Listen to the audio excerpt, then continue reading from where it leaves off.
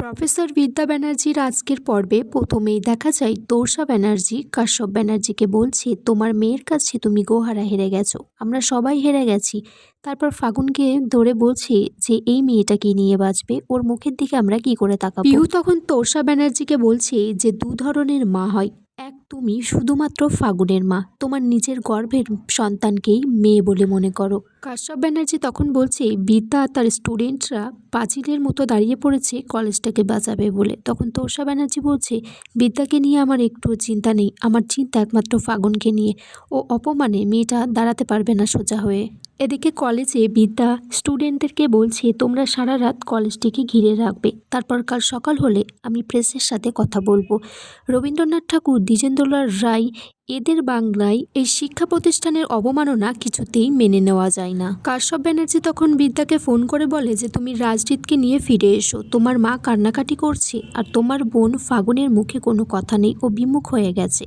তখন বিদ্যা কাশ্যপ ব্যানার্জিকে বলছে আপনি ভিক্ষা চাইছেন, এই ভিক্ষাটা আগে চাইলেই দিয়ে দিতাম, কিন্তু আপনি তো আমার সাথে প্রতারণা করেছেন, আপনি তো একজন পিতা প্রতারক। এরপর তো কোনো মেয়ে তার পিতাকে বিশ্বাসই করবে না। বিদ্যা তারপর কাঁদছে আর বলছে যে আপনি কেন করলেন বাবা এটা, আমি এখান থেকে রাজজিৎকে নিয়ে গিয়ে আপনার মেয়ের সাথে বিয়ে দিয়ে দেবো। তখন রাজজিৎ এসে বিদ্যার কাছ থেকে ফোনটা নিয়ে রাজজিৎ তখন বলছে যে মিস্টার কাশ্যপ ব্যানার্জি আমাকে মাফ করবেন, আমি আপনার আর আপনার মেয়ের যুদ্ধের মধ্যে তৃতীয় ব্যক্তি হলেও মনে রাখবেন আমি একজন মানুষ। রাজদীপ বলছে আমি আপনার ছোট মেয়েকে বিয়ে করতে চাইনি, কিন্তু বিদ্যা তার ছাত্র সমাজের জন্য যে স্যাক্রিফাইসটা করতে চেয়েছিল আমি সেটাতেই রাজি হয়ে আপনার মেয়ে ফাগুনকে বিয়ে করতে চেয়েছিলাম, কিন্তু আপনি যে প্রতারণাটা করেছেন।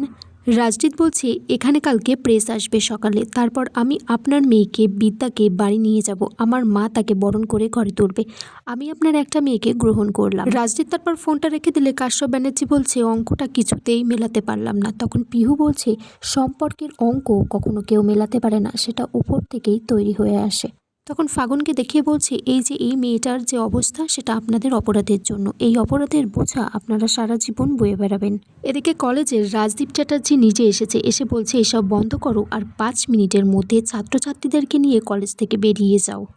রাজদীপ চ্যাটার্জি বিদ্যাকে বলছে যে আপনার মাইক্রোস্কোপের নিচে আপনাকে ফেলেই যেভাবে আপনি ব্যাঙ আর আরশোলা কাটেন সেইভাবে আপনাকে কেটে কুচি কুচি করে জলে ফেলে দেওয়া হবে। তখন রাজদীপ তার বাবাকে বলছে যে ড্যাডি তুমি বিদ্যাকে এরকম বলতে পারো না। তখন রাজদীপ চ্যাটার্জি বলছে যে তুমি তোমার সাথে কোনো কথা বলছি না, তুমি চুপ করে থাকো, তুমি একটা কাওয়ার্ড। বিদ্যা তখন রাজদীপ চ্যাটার্জিকে বলছে আমার মনে হয় আপনার একটা প্যাথোলজিক্যাল সেন্টারে যাওয়া উচিত, কারণ আপনার টেস্টোস্টেরন হরমোনের লেভেলটা অনেক বেড়ে গেছে। তখন প্রিন্সিপাল বিদ্যাকে বলছে যে আপনাকে কলেজ থেকে বার করে দেওয়া হবে।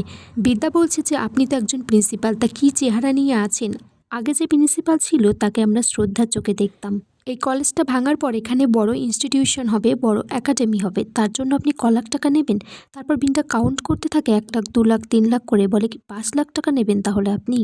রাজদীপ চ্যাটার্জি তারপর বিদ্যাকে চড় মারতে গেলে রাজদীপ তার হাতটা ধরে বলে যে বাবা উনি তোমার পুত্রবধূ হন, কারণ ওনাকে আমি বিয়ে করেছি, ওনার থেকেই শিখেছি যে ব্যাংক ব্যালেন্স করার থেকে এই মাথার ব্রেনটাকে ব্যালেন্স করা উচিত। প্রিন্সিপাল তখন বলছে আপনাদের পারিবারিক ব্যাপারটা আপনারা বরঞ্চ বাড়িতে গিয়েই করবেন, আমি এখন পুলিশকে ইনফর্ম করছি, ওরা এসে বরঞ্চ লাঠিচার্জ করে এদেরকে কলেজ থেকে বার করে দিক।